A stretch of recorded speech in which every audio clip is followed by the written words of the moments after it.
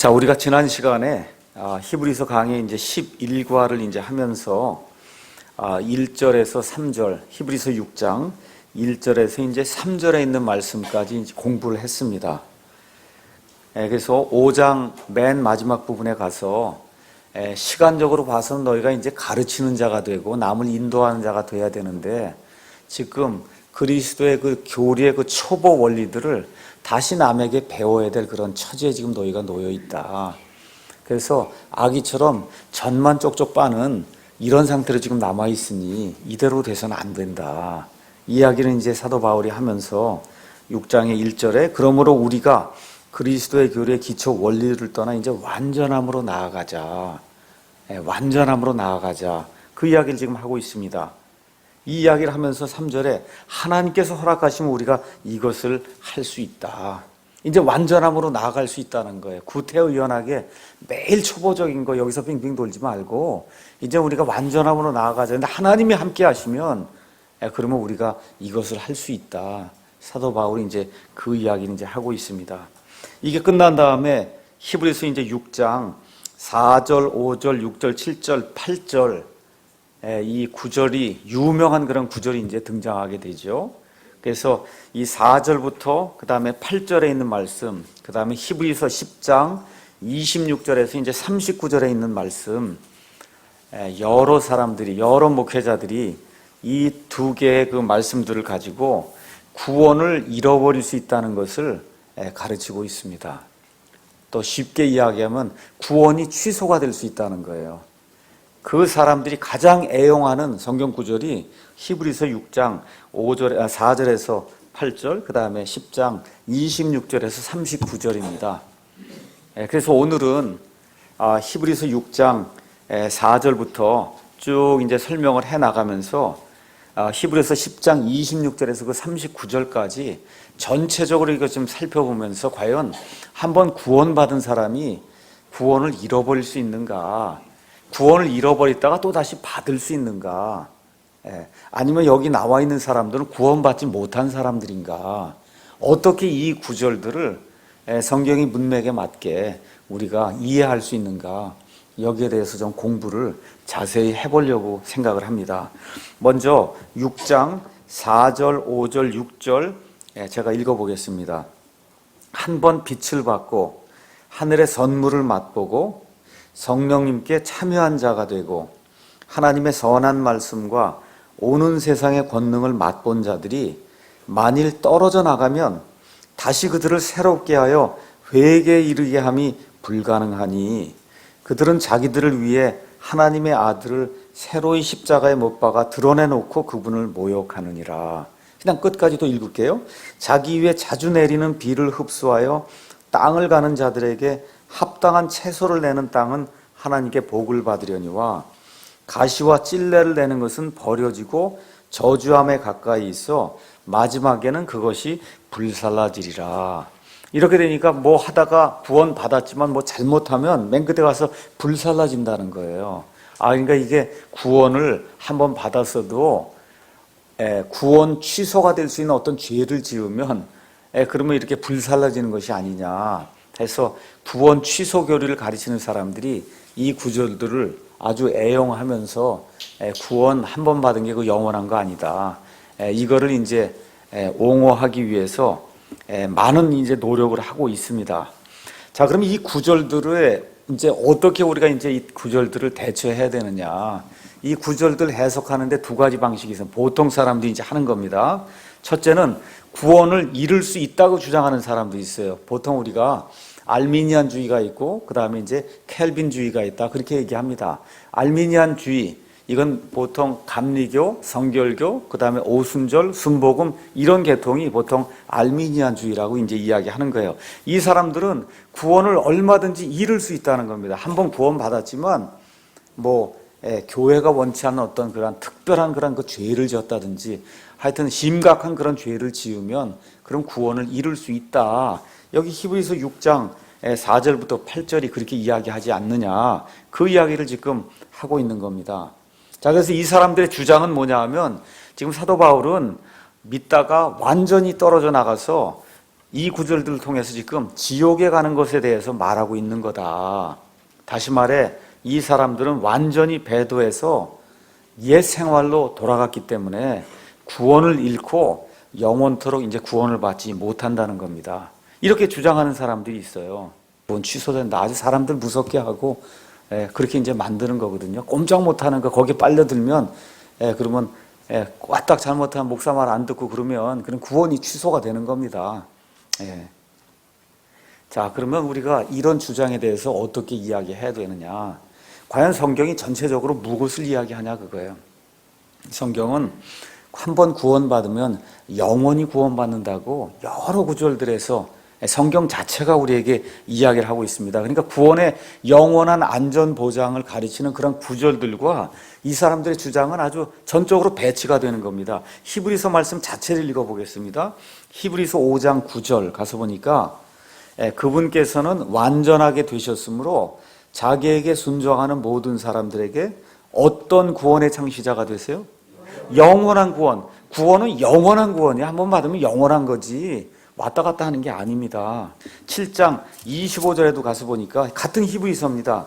그러므로 그분께서 항상 살아계셔서 그들을 위해 중보하심을 보건대 그분은 또한 자기를 통하여 하나님께 나오는 자들을 어떻게 구원할 수 있어요? 끝까지 구원한다는 거예요. 끝까지. 우리가 어떤 죄를 짓든 그것에 상관없이 예수님이 끝까지 구원해 주신다고 지금 히브리서 자체가 이야기하고 있는 겁니다. 그 다음에 9장 12절 가서 보니까 또 뭐라고 기록이 되어 있냐. 염소와 송아지의 피가 아니라 그분은 자기 피를 힘입어 단 한 번 거룩한 곳에 들어가서 우리를 위하여 어떤 구속을 얻으셨어요? 영원한 구속을 얻으신 겁니다. 영원한 구속을 얻으셨다. 15절에 이런 까닭에 그분께서는 새 상속 언약의 중재자이시니 예수님께서 죽으심으로 말미암아 그 죽으실 때 상속의 언약을 줬다는 거예요. 그 언약을 우리가 받았다는 겁니다. 새 상속 언약. 이것은 첫 상속 언약, 구약 아래에 있던 범법들을 구속하시려고 죽으심으로써 부르심을 받은 자들이 어떠한 상속 유업이에요?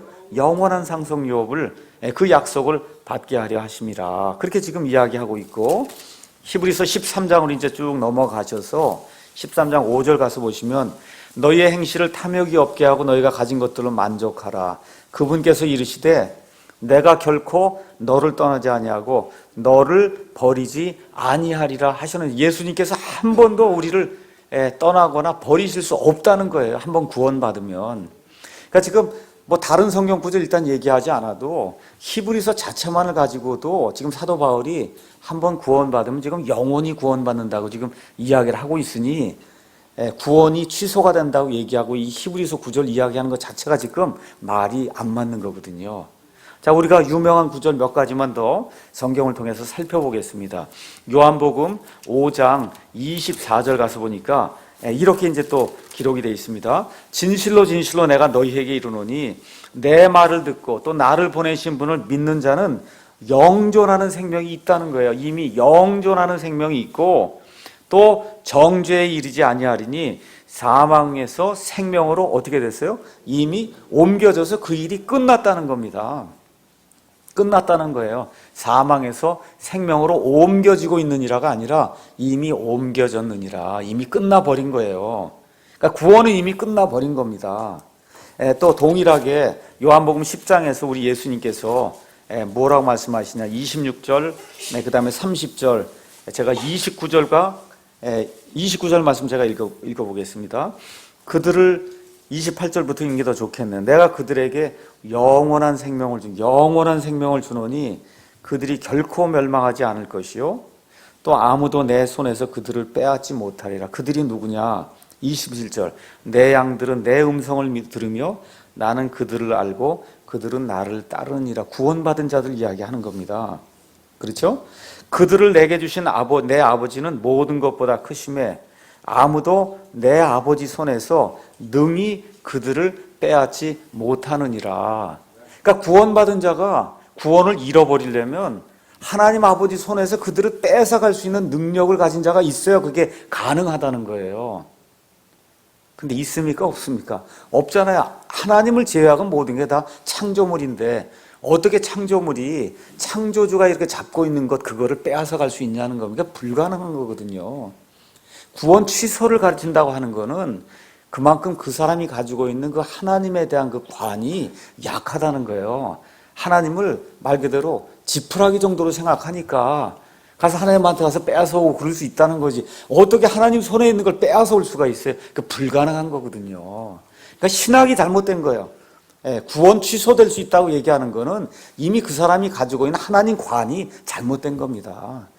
하나님 관이 아주 약한 거예요. 그저 사람의 하나 정도로 하나님을 생각하기 때문에 하나님 손에 든 거를 빼앗아 올 수다 이렇게 생각을 하는 겁니다. 있을 수 없는 거예요, 그게.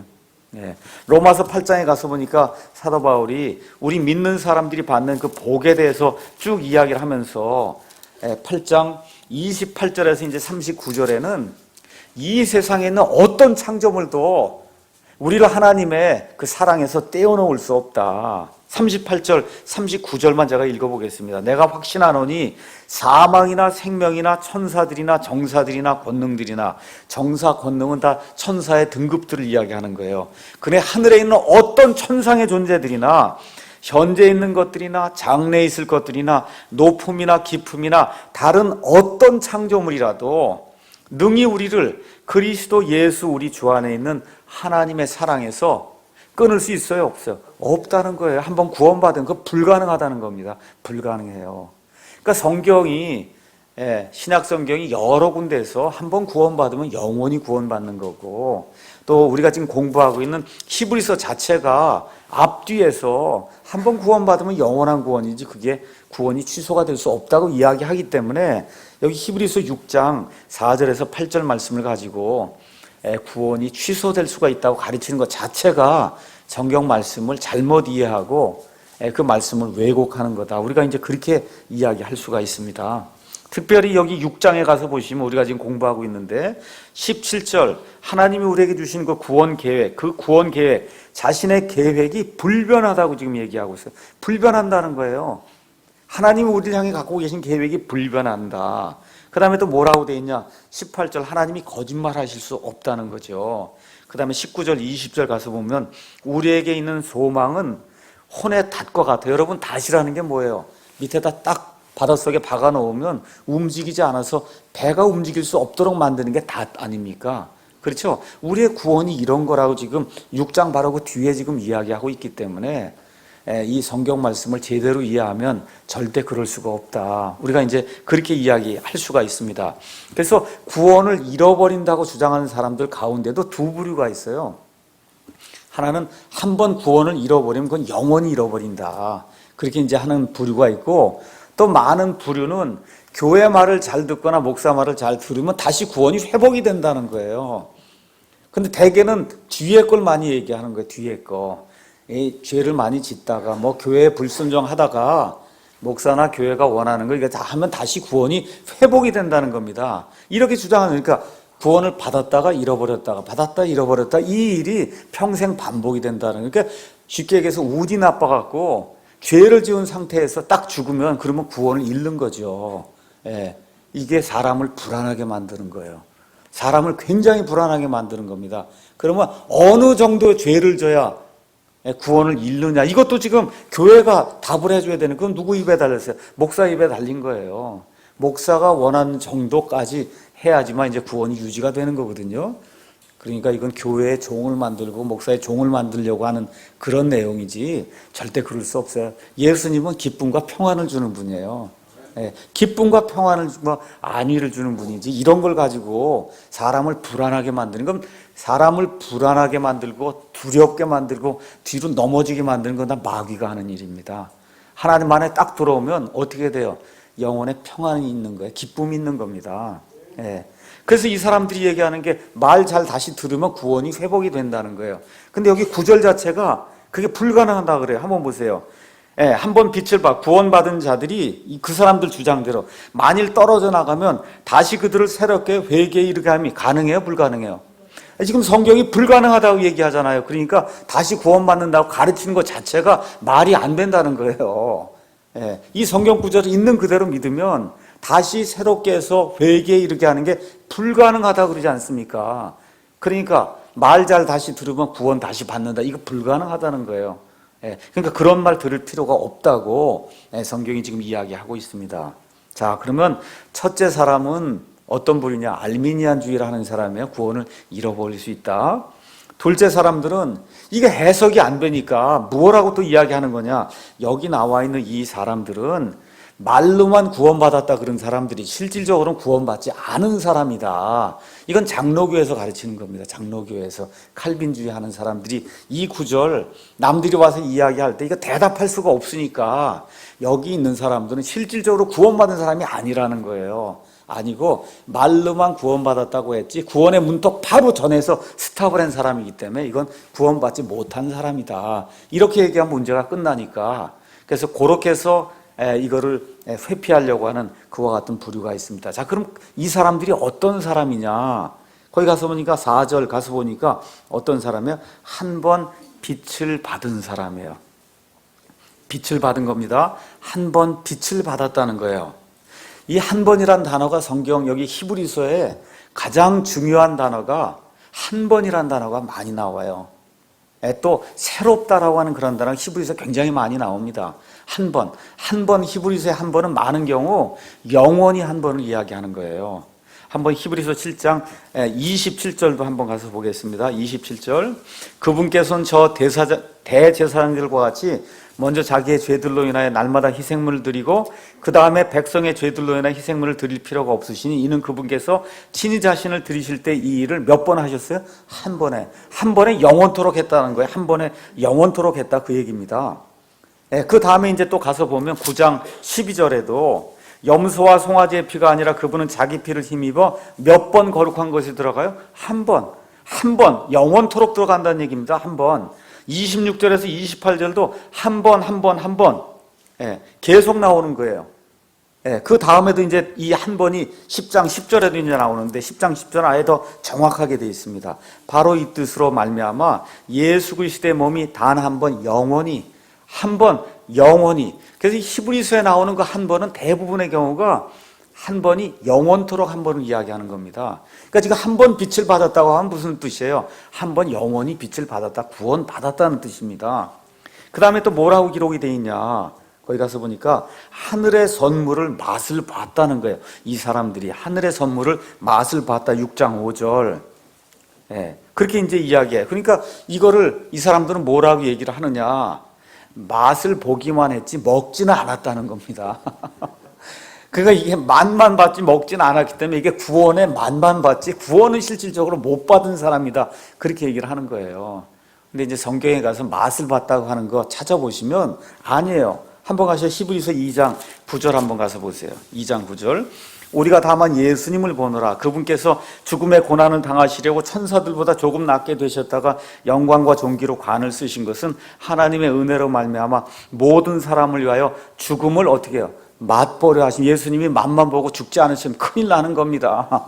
그렇죠? 그러니까 여기 맛을 봤다고 성경이 이야기할 때 그 맛을 봤다고 하는 진짜 먹은 걸 이야기하고 진짜 죽은 걸 이야기하고 그렇죠? 여기 식으로 얘기하면 하늘의 선물을 진짜 맛을 보고 거기에 참여한 사람 얘기하는 거지 맛만 보고 먹진 않았다. 이건 얘기가 안 되는 거예요, 성경적으로. 그 다음에 또 뭐라고 이제 써 있느냐? 이들은 성령님께 참여한 자들이라는 거예요. 성령님께 참여한 자들이다.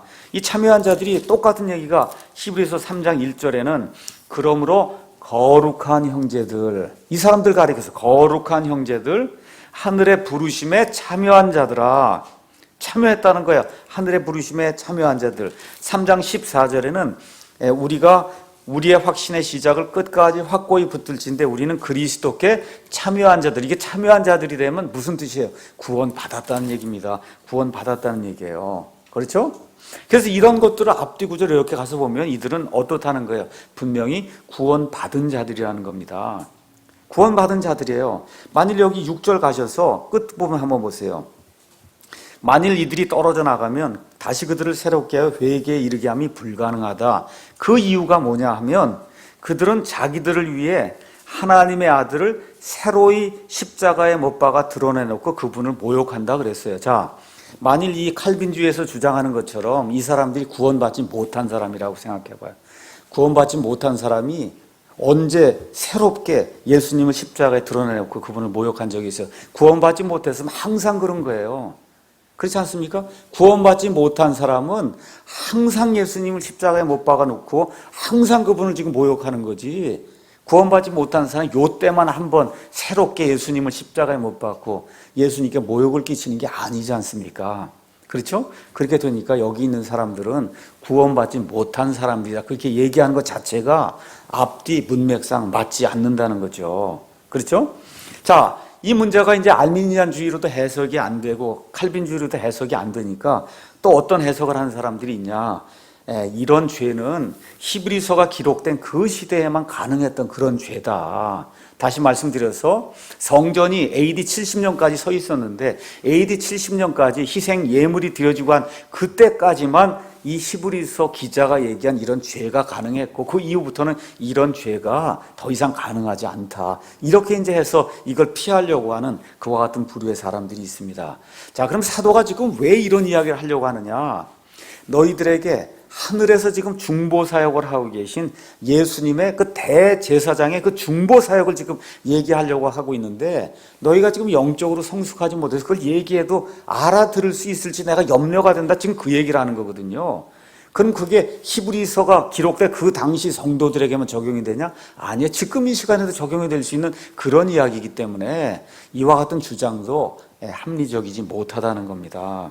또 하나가 뭐예요? 히브리서는 이거는 우리 교회 시대 사람들에게 해당이 안 되고 이게 이제 러크만주의로 이제 러크만이라는 사람이 이제 주장을 하는 겁니다. 이거는 교회 시대 사람들에게 해당이 안 되고 유대인들에게만 해당이 된다. 그렇게 이야기하는 거예요. 그래서 히브리서, 야고보서 이런 거는 교회하고 상관이 없다는 거. 이렇게 이제 주장하는 사람들이 이제 있는 겁니다. 히브리서 12장 23절 가서 보시면 거기에 교회라고 하는 그런 말이 이미 나오기 때문에 그래서 이와 같은 그 주장은 말이 안 되는 거예요. 그래서 이런 거에 우리가 현혹이 되면 안 된다는 거죠. 자, 그러면 성경적으로 이 구절이 무엇을 이야기하는가? 앞뒤 문맥을 통해서 우리가 한번 살펴보도록 그렇게 하겠습니다. 자, 그러면 여기 5절부터 그 다음에 여기 8절까지 쭉 보면서 9절까지 이렇게 쭉 이제 보면은 중요한 단어가 이제 두 가지가 나옵니다. 중요한 단어가.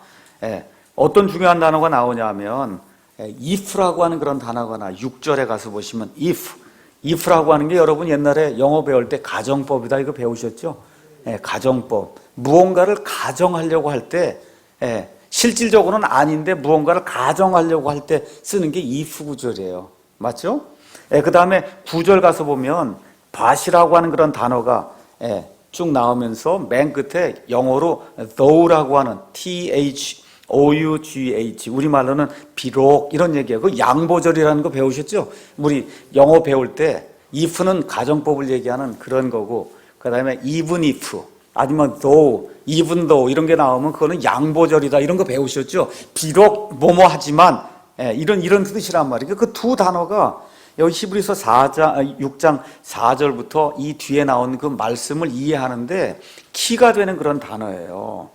자, 사도 바울이 지금 여기 히브리 성도들에게 이 서신을 지금 보내고 있어요. 근데 이 성도들이 미지근해져 갖고 이게 보통 충격요법을 사용하지 않고는 이게 깨트릴 수가 없는 그런 상태에 있는 겁니다.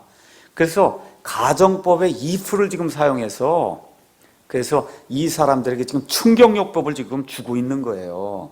그러면서 여기 가서 보시면 1절, 2절, 3절 여기까지 가서 보시면 다 이제 주어나 아니면 목적어가 we 아니면 us 이렇게 돼 있어서 뭐냐면 우리라고 이제 돼 있습니다.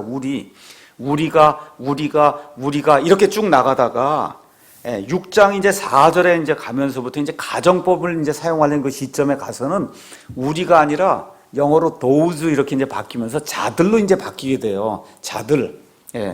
그러니까 우리말 성경에는 성경에 가서 보시면은 5절에 이제 그 자들이라고 하는 단어가 이제 우리말 성경에 나오는데 원래 영어 성경에는 그 자들이 4절에 나옵니다. 이게 번역을 하다 보니까 이 자들이 맨 뒤로 오다 보니까 우리말 성경에서는 5절로 돼 있고 영어 성경에서는 those로 이제 바뀌면서 4절에 이제 기록이 돼 있으니까 우리 이렇게 이야기하다가 그 다음에 이제 충격요법을 쓰면서 우리에서 뭐로 바뀌어 자들로 3인칭의 어떤 누구를 가리키는 그런 걸로 지금 이 단어가 이제 바뀌고 있어요.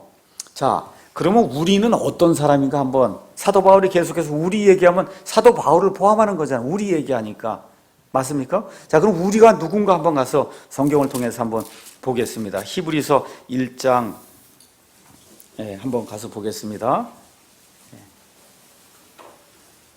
1장 1절 2절 지나간 때에는 여러 시대 다양한 방식으로 대언자들을 통하여 조상들에게 말씀하신 하나님께서 이 마지막 날들은 자신의 아들을 통하여 누구에게 말씀하셨어요? 우리에게, 믿는 우리에게. 누구 포함해요? 사도 바울 포함 지금 얘기하는 겁니다. 그렇죠? 그 다음에 3절에도 하나님의 영광의 광채시여 그분 자체의 정확한 형상이시며 자신의 권능의 말씀으로 모든 것을 떠받으신 이 아들께서는 친히 누구의 죄들을, 우리의 죄들을 누구 포함해요? 사도 바울 포함 여기 히브리 성도들 얘기하는 겁니다. 맞습니까? 3장 1절에 이제 가서 보니까 뭐라고 또 기록이 되어 있어요? 그러므로 거룩한 형제들 곧 하늘의 부르심에 참여한 자들아 우리의 신앙 고백, 우리 누구 포함해요? 사도 바울 포함. 그러니까 여기 나온 지금 우리는 다 구원받은 자들입니다. 누구까지 포함이 되는 거예요? 사도 바울까지 포함이 되는 그 우리예요. 14절도 거기 가서 보니까 우리가 우리의 확신의 시작을 끝까지 확고히 붙들진데 우리는 그리스도께 참여한 자들이다. 사도 바울까지 포함해서 지금 히브리 성도들이 다 우리 지금 그렇게 이야기하는 거예요. 맞습니까? 4장 14절에도 그런즉 우리에게 사도 바울 포함 히브리 성도들 우리에게 위대하신 대제사장 곧 하늘로 들어가신 하나님의 아들 예수님이 계신 줄 알므로 우리에게 있다는 거예요. 구원받은 사람들에게 있다는 이게 우리예요. 그렇죠? 그 다음에 4장 16절 가서도 보니까 그러므로 우리가 긍휼을 얻고 필요한 때에 도우시는 은혜를 얻기 위해 은혜의 왕자로 담대히 갈 것이니라. 여기 가서 보면 우리는 다 누굴 이야기하는 겁니까? 구원받은 자들 누구까지 포함해서요? 사도 바울까지 포함해서 지금 우리가 그런 존재예요. 이런 존재를 이야기하다가 갑자기 이제 우리가 아니라 뭘로 바뀌어요? 3인칭의 어떤 누구들 도우즈라고 하는 그런 단어로 이제 바뀌고 있습니다. 자, 이제 이걸 그대로 접어두고 히브리서 이제 10장으로 넘어가서 보겠습니다.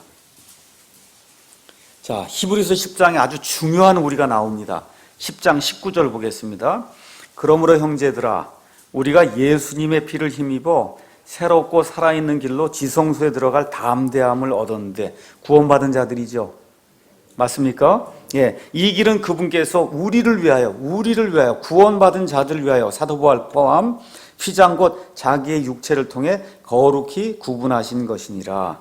또 하나님의 집을 다스리는 대제사장께서 우리에게 계심으로 누구의 마음이 뿌림을 받았어요? 우리의 마음이 뿌림을 받아 악한 양심으로부터 벗어났고 또 누구의 몸이 순수함으로 씻겼어요? 우리 몸이.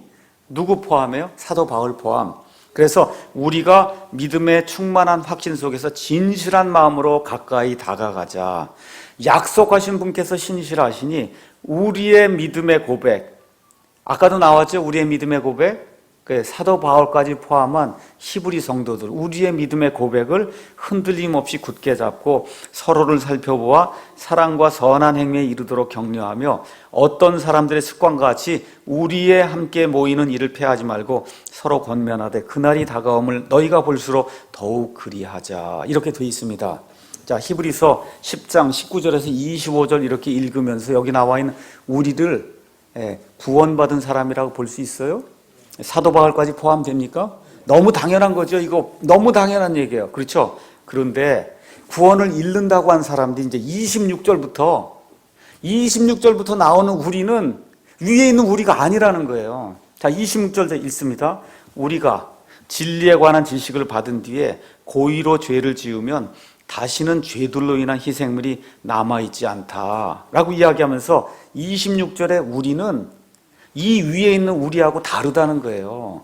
그래서 여기 26절에 있는 이 우리는 구원받았어도 구원을 잃어버릴 우리라는 겁니다. 이렇게 주장을 하는 거예요, 지금. 여러분 제 말 이해하시겠습니까? 그렇게 될 수 있어요, 없어요? 안 된다는 거예요. 지금 여기 나와 있는 모든 게 하나님의 은혜를 한번 구원받은 우리는 영원토록 구원받는다. 지금 그 얘기를 쭉 하다가 지금 26절로 넘어와 갖고 우리가 얘기하면 이 우리도 사도 바울 포함 구원받은 히브리 성도들 얘기하는 거죠. 맞습니까? 예, 우리가 지려고 하는 지식을 받은데 고의로 죄를 지으면 다시는 죄들로 인한 희생물이 남아있지 않다. 그래서 이 구절을 또 사용해서 여기 나와 있는 우리는 구원받았다고 얘기하지만 사실은 구원받지 못한 자들이라 이렇게 얘기하면 바로 위에 있는 우리하고 틀리잖아요. 그러니까 그렇게 해석하면 안 된다는 거죠. 어떻게 해석해야 돼요? 이 앞에 19절에서 25절에 나와 있는 그 우리, 또 히브리서 전체에 나와 있는 그 우리가 바로 26절에 우리하고 똑같다는 거예요. 똑같은 우리다. 예, 그런 얘기거든요. 그럼 사도 바울이 죄를 지으면 그러면 지옥 갑니까? 아니에요. 그런 일이 있을 수 없는 거거든요. 예, 그렇죠? 그렇기 때문에 히브리서 전체에서 이야기하는 우리는 구원받은 사람이에요. 사도 바울 포함 구원받은 사람은 이 사람들은 한 번 받은 구원은 영원히 유지가 되는 거지 구원 잃어버릴 수 없는 그러한 우리라는 겁니다. 예. 그래서 이 사람들이 고의로 죄를 지으면 다시는 죄들로 인한 희생물이 있지 아니하고 대적들을 삼킬 심판과 불같은 경로에 대하여 두렵게 기다리는 어떤 일만 남아있느니라 이야기하면서 모세의 율법을 멸시한 자도 주세 중인으로의 긍휼을 얻지 못하고 죽었다는 거예요. 제가 지난번에 몇 차례 말씀드렸죠. 어떤 사람들이 죽었어요? 고라와 그와 함께 반역한 자들 죽었습니다. 맞습니까? 나답과 아비후가 하나님이 드리지 말라는 이상한 불을 들이다가 죽었어요. 근데 이 사람들 다 이집트 탈출할 때 이미 구원받은 사람이죠.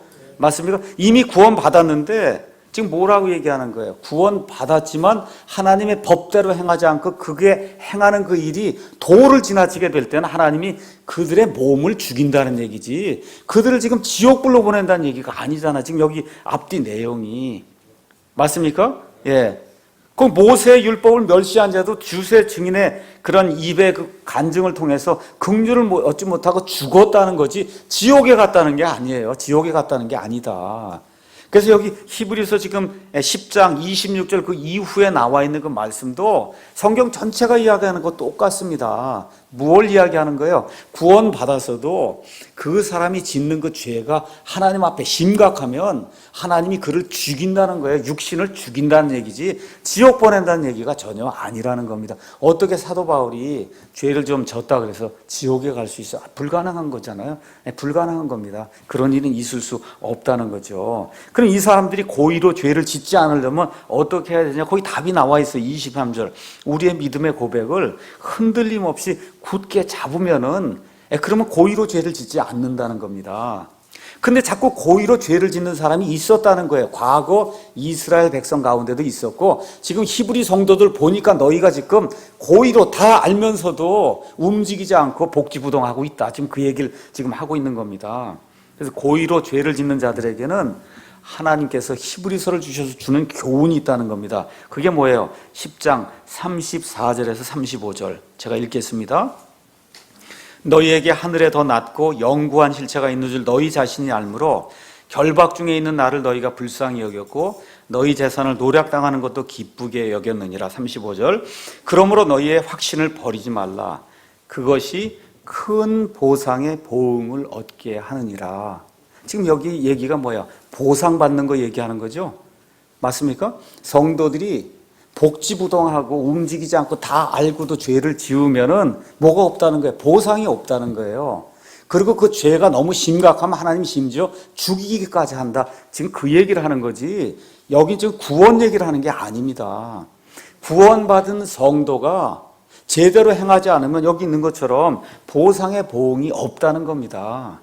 고린도전서 3장에 나와 있는 것처럼 그리스도의 심판석에서 우리가 다 심판받을 때가 있는데 구원받고도 보상을 받는 자들이 있고 받지 못하는 자들이 있다. 그 사도 바울이 지금 이 히브리 성도들 보니까 고의로 자꾸 죄를 지으면서 움직이지 않고 일을 하려고 하지 않고 하나님께 순종하지 않으려고 하는 걸 보고 그렇게 되면 보상의 보응이 너에게 없다. 지금 그 이야기를 하려고 하는 거고 그러다 더 심각하게 죄를 지으면 하나님이 과거에 고라와 반역하는 자들을 지진을 통해서 죽이신 것 같이 나답과 아비후를 죽인 것 같이 또 사도행전 가서 보시면 누가 나와? 아나니아와 삽비라가 거짓말을 해서 하나님의 영을 근심하게 할 때 그 성령님께서 그를 즉시로 죽게 만드셨거든요. 이런 일들이 생길 것 같이 하나님에게 너무 심각한 폐를 끼치게 되는 그 사람 죽인다 하나님이 지금 그 얘기를 하는 거지 구원하고는 전혀 상관없는 그런 이야기라는 거죠. 자, 그래서 여기 지금 이 편지를 받고 있는 이 히브리서 이 수신자들은 구원을 받았지만 사도 바울이 가만히 판단해 보니까 보상을 잃을 그런 위험에 처해 있다는 겁니다. 너희 지금 상태가 그러다가 또 어떤 사람 더 심각하게 죄를 지으면 하나님이 구약시대에 또 신약시대에 이 믿는 사람들을 하나님이 내리쳐서 금방 죽인 적도 있다. 그런 일도 있을 수 있다는 겁니다. 그렇기 때문에 너희가 그런 일을 하면 안 된다. 그렇게 얘기하는 거예요. 그래서 히브리서는 전체 문맥이 절대로 구원을 잃지 않는다는 걸 가르치는 거예요. 무엇은 잃을 수 있어요? 보상은 잃을 수 있다는 겁니다. 하나님이 나중에 우리에게 주시는 보상은 잃을 수 있다. 이걸 이야기하는 거죠. 그래서 이렇게 보상을 잃지 않으려면 자라나야 된다는 거예요. 완전함으로 나아가야 된다는 겁니다. 그런데 제가 완전함으로 나아가기 전 싫습니다. 알면서도 저는 하기 싫습니다. 그럼 뭐가 있다는 거예요? 하나님이 징계하신다는 거예요. 히브리서 10장 30절 원수 갚는 일은 내게 속하였으니 내가 갚아주리라. 주가 말하노라 하시고 또다시 주가 자신의 백성을 심판하리라 하고 말씀하시는 분을 우리가 안다. 이 얘기를 하면서 하나님이 이제 징계를 하신다는 겁니다. 징계. 그래서 그 징계 이야기가 어디에 나오는지 이제 11장 이거는 믿음에 관한 거고 믿음대로 살지 못하는 자들에 대한 징계가 12장에 나오는 거예요. 12장 5절부터 또한 자식들에게 하듯 너에게 말씀하시는 권면을 너희가 잊어도다. 이르시되 내 아들아 너는 주의 징계를 멸시하지 말며 그분께 책망받을 때 낙심하지 말아라. 그러면서 뭐라고 얘기하는 거예요? 모든 사람이 징계를 받음으로 8절에 너에게 징계가 없음 너희가 사생하여 아들이 아니니라. 그러니까 구원받은 자가 제대로 하지 못하면 하나님의 징계가 반드시 있다는 겁니다. 근데 이 징계를 받고도 돌이키지 않고 계속해서 심각하게 죄를 지으면 어떻게 돼요? 하나님이 죽인다는 거예요. 죽인다. 육체를 죽인다는. 이게 히브리서 전체에서 히브리서 기자인 사도 바울이 히브리 성도들에게 주고자 하는 그런 말씀입니다. 자, 그래서 그리스도인들도 육체의 사망에 이르는 그런 죄를 지을 수가 있습니다. 예를 들어 고린도전서 5장 5절 가서 보면 자기 아버지의 아내와 간음을 저지른 그런 자가 있거든요. 그런 자를 사탄에게 내어줘서 사도 바울이 기도했어요. 하나님, 저 자를 죽여주십시오. 그래 하나님의 이 복음에 누가 되지 않습니까? 그래서 죽여달라고 기도했습니다. 고린도전서 11장 28절에 30절 가서 보니까 주의 만찬을 행할 때 주의 만찬을 경홀히 여기고 업신여기면서 행하는 자들 어떻게 됐어요? 죽었단 말이에요. 죽었습니다. 그렇죠? 죽는 일이 생겼어요.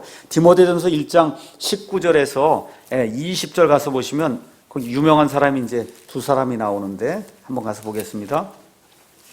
디모데전서 1장 19절에서 20절 믿음과 선한 양심을 붙들라. 어떤 자들이 그것을 버리고 믿음에 관해 파선했다. 그 중에 누가 있어요? 후메네오와 알렉산더가 있는데 내가 그들을 사탄에게 넘겨준 것은 그들이 배워서 신성 모독하지 못하게 하려 하며 사탄에게 내어줬다는 얘기는 뭐예요? 하나님 저들 좀 죽여주십시오. 하나님께 그렇게 간구했다는 거예요. 구원은 받았는데도. 디모데 후서 2장 16절 가서 보면 또 두 사람이 나옵니다. 2장 16절에 그러나 속되고 헛된 말장난들을 피하라. 그것들은 커져서 더 경건치 아니함으로 가리라. 그들의 말은 궤양이 파먹듯이 먹을 터인데 그 중에 누가 있어요? 후메네오와 빌레도가 있느니라. 이런 사람들 다 구원받았지만 이제 뭐라 부활이 없다고 얘기하는 거예요. 이런 사람들이 나타난다는 거예요. 그래서 하나님의 이 도를 망치려고 하는 그런 사람들 어떻게 해요? 하나님이 육체까지 죽이는 그런 일들을 이제 하신다는 겁니다. 그래서 히브리서 6장에 대한 결론의 말씀을 제가 잠깐 드리면 히브리서 6장은 살아있는 믿음에 대해서 얘기하는 겁니다. 살아있는 믿음을 누가 가지면 그 믿음을 가진 사람 반드시 열매를 맺는다는 거예요. 행위의 열매가 반드시 있다는 겁니다. 그 얘기를 지금 하고 있는 겁니다. 자, 그러면 요약을 이제 다시 한번 말씀드릴게요. 5장 12절에서 14절 거기 가서 보면 영적으로 성숙하지 못한 그런 사람들 이제 이야기가 나와요. 젖만 먹는 그런 사람들 이야기가 나옵니다. 그러니까 바울이 너무 답답하니까 1절에서 이제 6절, 1절에서 3절 가서 이제는 기초 원리들을 이제 반복해서 놓지 말고 이제 우리가 완전함으로 좀 나아가야 되겠다. 과거에 구원받은 이후에 이것이 확실하지 않아갖고 자꾸 그냥 회개하고 구습으로 돌아가는 그런 일 이제는 더 이상 하지 말자. 완전함으로 나아가자. 이렇게 얘기하면서 4절부터 여기 8절까지 다시 한번 말씀드리지만 충격요법을 지금 쓰고 있는 거예요. 가정법을 쓰고 있는 겁니다. 가정법. 예. 여러분 이 가정법은 사도 바울이 종종 쓴 거예요. 가정법 쓴 거 한번 가서 잠깐 보겠습니다. 어디에 있냐면 로마서에 있어요. 로마서에 있는 말씀 한번 잠깐 보겠습니다. 로마서 9장 한번 가서 보겠습니다. 로마서 9장 가정법의 대상도 누구냐면 유대인들이에요. 로마서 9장 제가 1절부터 3절 한번 읽어볼게요. 내가 그리스도 안에서 진실을 말하고 거짓말을 하지 아니하노라. 내 양심도 성령님 안에서 나에 대해 증언하거니와 내게는 마음속에 큰 근심이 있고 계속해서 슬픔이 있노라. 육체에 따른 내 형제들, 내 친족들, 이게 누굽니까? 유대인들이에요. 너무 복음을 전해도 말씀을 듣지 않는다, 이 사람들이. 내 친족들 위해서라면 차라리 내 자신이 그리스도로부터 저주받기를 바랄 수도 있으리니 그들은 이스라엘 사람들이니라. 자, 지금 여기도 가정법 쓰는 거죠? 사도 바울이 너무너무 답답하니까 차라리 내가 저주받는 자가 된다 할지라도 이 사람들은 좀 구원받았으면 좋겠다 라고 가정을 하면서 지금 충격요법을 쓰고 있는 거예요. 사도 바울이 저주받을 수 있어요? 없습니다. 그거 불가능한 거거든요. 어떻게 한번 구원받은 사람이 저주받아서 지옥에 가는, 이거 있을 수 없는 거거든요. 지금 사도 바울이 너무너무 답답하니까 가정법을 써서 내가 심지어 저주를 내가 받는다 할지라도 너희만은 구원받기를 원한다는 그 심정을 지금 표현하고 있는 겁니다. 여기 히브리서도 지금 똑같은 거예요. 지금 그런 것들을 사도 바울이 지금 표현을 하고 있는 겁니다. 그래서 4절에서 6절은 충격의 가정법을 사용해서 빛을 받고 구원받은 그런 자들이 떨어져 나가면 말 그대로 다시 그들을 새롭게 하여 회개하게 하는 게 불가능하다는 거예요. 그게 맞는 겁니다. 그거 자체가. 그 이야기가 끝난 다음에 또 뭐라고 얘기하냐. 7절, 8절 가서 보겠습니다. 자기 위에 자주 내리는 비를 흡수하여 땅을 가는 자들에게 합당한 채소를 내는 땅은 하나님께 복을 받으려니와 가시와 찔레를 내는 것은 버려지고 저주함에 가까이서 마지막엔 그게 불살라진다. 그렇게 이야기했죠? 맞습니까? 자, 여기까지 충격요법을 다 쓴 다음에 바울의 9절 말씀 한번 읽어보세요. 시작이 뭘로 시작이 돼요?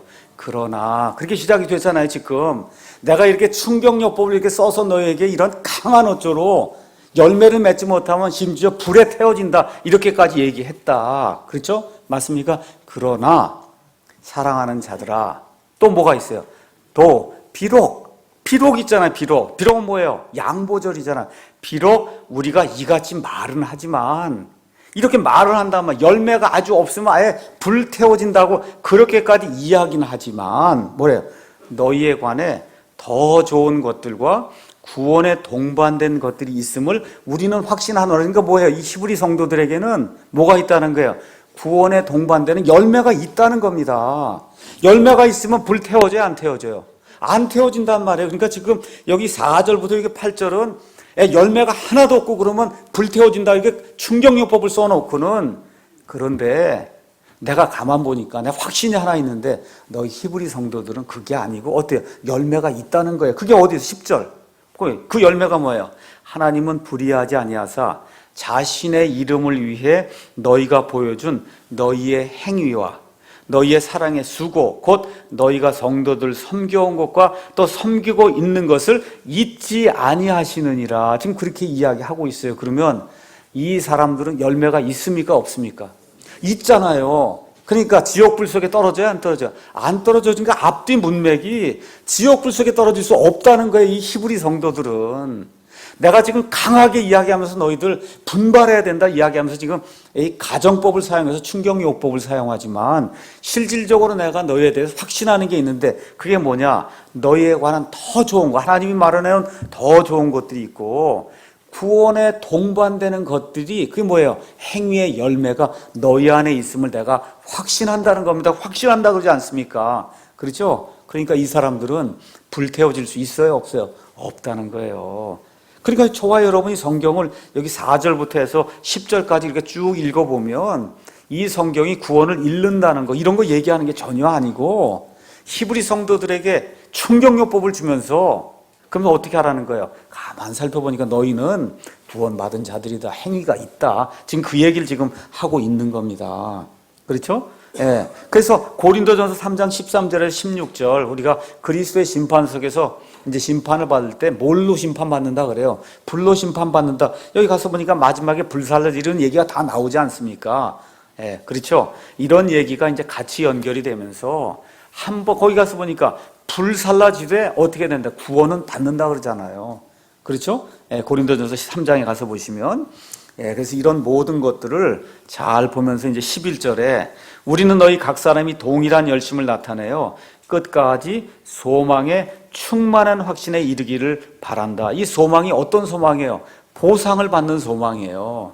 이거 구원받는 소망이 아니에요. 여러분 구원은 이미 받은 거예요. 맞습니까? 지금 앞뒤 문맥이 뭐예요? 열매를 맺는 거. 열매를 맺게 되면 보상을 받는 것. 이 보상을 받는 그 소망의 끝까지 너희가 이르기를 원한다. 지금 사도 바울이 그렇게 이야기를 하고 있는 겁니다. 11절. 그렇죠? 그래서 다시 말씀드리지만 이것은 구원에 대한 것이 아니라 열매에 대한 거예요. 구원받은 이후에 열매가 나오게 될 때 그것에 따른 보상이 있다고 하는 걸 이야기하는 겁니다. 구원은 이미 어떻게 됐어요? 끝난 거예요. 영원히 끝난 겁니다. 예수님 때문에. 근데 왜 이렇게 이런 구절들을 잘못 해석하게 되냐? 성경이 잘못 번역돼서 그래요. 우리 구절 말씀 음정역으로 읽어보겠습니다. 그러나 사랑하는 자들아, 비록 우리가 이같이 말하지만 너희에게는 더 좋은 것들과 그렇죠? 구원에 동반되는 것. 그러니까 구원은 이미 있고 구원에 동반되는 것이 있다는 거예요. 우리 킹제임 성경에는 구원이 있으니까 구원에 동반되는 게 있는 거 아닙니까? 너희에겐 그게 있다는 겁니다. 그걸 내가 확신한다 이렇게 성경이 올바로 기록이 되어 있는데 개역 성경은 일단 그러나가 빠져 있어요. 그냥 사랑하는 자들아. 이거 벌써 그러나가 나오는 거하고 안 나오는 건 이거 천지 차이잖아요.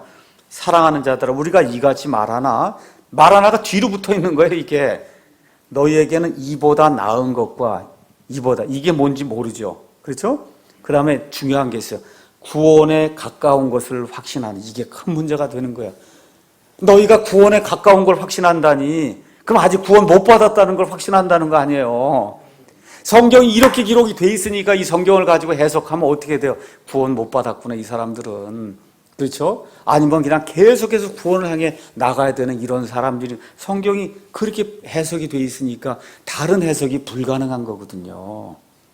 이런 성경을 가지고 있으니까 그러니까 어떻게 돼요? 구원을 잃어버린다 그러고 또 그거 아니라 그러면 구원받지 못했다 그러고 하는 그런 해석이 나올 수밖에 없는 거거든요. 그래서 성경 올바로 여러분과 제가 앞뒤 문맥 이렇게 쭉 생각하면서 읽으시면 이 구절들을 통해서 구원을 잃어버릴 수 있다. 아니면 이 사람들 구원받지 못했다. 이런 거는 생겨날 수가 없다는 거죠. 자, 그러면 구원을 이룰 수 없는 이유를 제가 여러분에게 몇 가지 이야기하고 그리고 마치도록 하겠습니다. 여러분, 저와 여러분의 힘으로 구원 받을 수 있습니까? 여러분 있어요? 없어요? 구원 받을 수 있어요? 저와 여러분의 힘으로? 못해요. 구원은 오직 하나님의 은혜로 하나님이 값없이 선물로 주는 거예요. 맞습니까? 우리의 선한 행위하고 상관이 없어요. 자, 야고보서 2장 10절에 가서 보니까 사람이 율법의 모든 것을 다 지키다가 거기서 한 조목이라도 지키지 않으면 그럼 어떻게 돼요? 유죄가 된다 그렇게 얘기하죠. 그러니까 쉽게 얘기하면 한 가지 죄를 지으면 모든 죄를 지은 것과 똑같다고 얘기를 합니다. 맞죠? 그러므로 무슨 죄든 하여튼 무슨 죄를 졌든지 죄로 인해서 만일에 구원을 잃는다면 구원을 유지할 사람이 있습니까? 없습니까? 있어요? 없어요? 저와 여러분 죄 안 짓는 사람 있어요? 구원 받은 이후에도? 없어요. 그렇죠? 그러니까 무슨 죄든지 하여튼 죄 하나만 지면 구원을 잃는다고 얘기하면 구원 유지할 사람이 아무도 없는 거예요. 그러니까 구원 받는 것도 내 힘으로 안 되고 구원 유지도 내 행위로 되지 않는다는 겁니다. 내 행위로 안 돼요. 어떤 죄를 지으면 그럼 구원을 잃습니까? 어떤 죄를 지으면 구체적으로 한번 얘기를 해달라. 그렇게 한번 얘기를 해봐야 돼요. 어떤 죄를 지으면. 그러면서 뭘 얘기해요? 성경 가서 보니까 한 조목이라도 죄를 지으면 다 죄를 지은 거라 그랬는데 그러면 과연 어떤 죄를 져야 되느냐 이렇게 물으면 대답할 말이 없는 거거든요. 그래서 예수님이 저와 여러분의 모든 죄를 완전히 제거하신 거 믿습니까? 예수님이 모든 죄 중에 한 가지만 빼고 그게 아니라 모든 죄를 제거하신 거예요. 예수님이 앞으로 지을 죄, 지금 짓고 있는 죄, 과거의 모든 죄 몽땅을 다 제거하신 거기 때문에 예수님 하면서 이미 단번 속죄를 통해서 구원은 끝이 난 겁니다. 구원은 끝이 난 거예요. 성경은 구원이 뭐라고 얘기하나? 출생이라고 얘기해요. 다시 태어나야 된다 그래요. 근데 다시가 100번, 1000번 되면 큰일 나죠. 그렇죠? 어떻게 출생이 1000번, 10,000번 될 수 있어요? 사는 동안에. 여러분 어머니 뱃속에서 10,000번 이렇게 나왔다 들락날 한 사람이 있습니까? 없죠. 예수님이 다시 태어나야 되는 몇 번, 한 번 다시 태어나는 거지. 다시 태어나는 걸 골백 번 하면 큰일 납니다. 안 돼요. 그거 불가능해요. 성경이 그렇게 이야기하지 않습니다. 그래서 구원은 출생이기 때문에 출생이 여러 번 있을 수는 없는 거예요.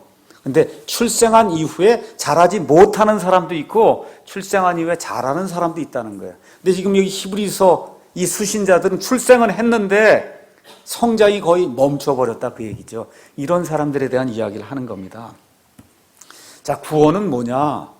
구원은 성경 가서 보니까 영원한 생명, 영존하는 생명을 받아서 하나님의 아들이 되는 거예요. 맞습니까?